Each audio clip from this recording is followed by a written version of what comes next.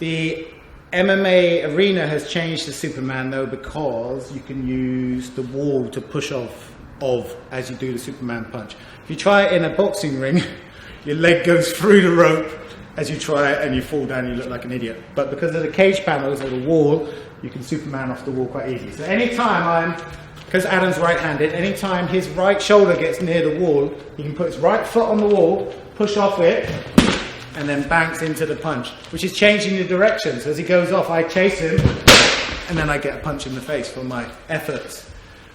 So Adam's got to know this is happening. Obviously, it's not something you just pull off without drilling. You've got to drill this hundreds of times and then use it in sparring.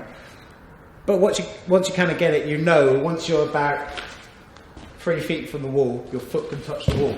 And you need your leg bent. You won't be able to Superman off the wall if your leg is straight, because you've got nothing to push off. You need your leg to go on and bounce off the wall. You're using it as a rebound, like a trampoline.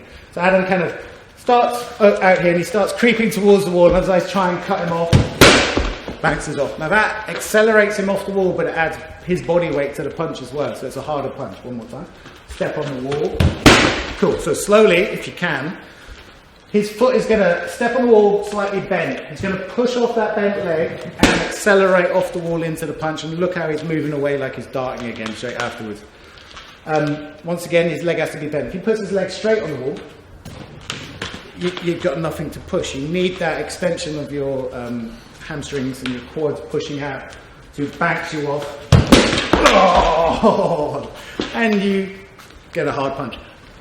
It's hard, but the thing is, he speeds up because he's using the rebound to accelerate. So if he's fighting out here at a certain speed and he's doing his things out here and he starts creeping in 1, 2, and I'm getting used to this, and then he goes off the wall, he comes at me much faster than before. So that's a good thing. It's a good thing for him, but it's a bad thing for him because he's got to be careful of running into any counters on the way in. So when you do your Superman, make sure you've got a hand up covering any wild swings or anything. But most people overreact to a Superman, so when they do it, they cover, which allows him to then follow up with different techniques.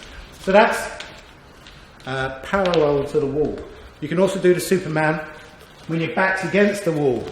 A lot of MMA fighters do this now. So you just place your right foot against the wall and use that to push yourself off and into your opponent.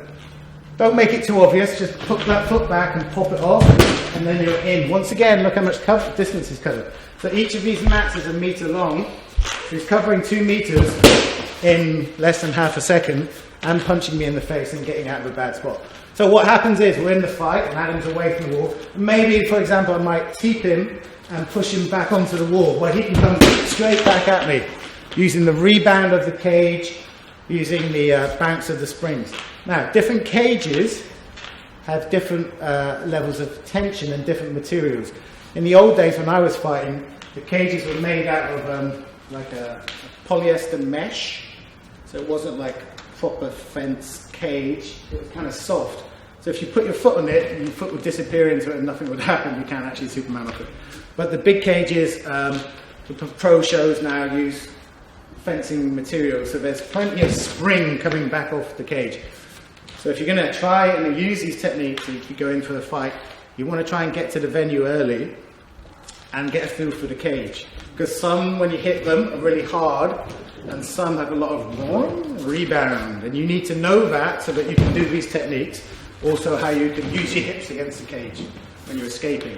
So a tip for fighters is get in the cage, feel the floor, because some cages have hard floors, some cages have soft floors.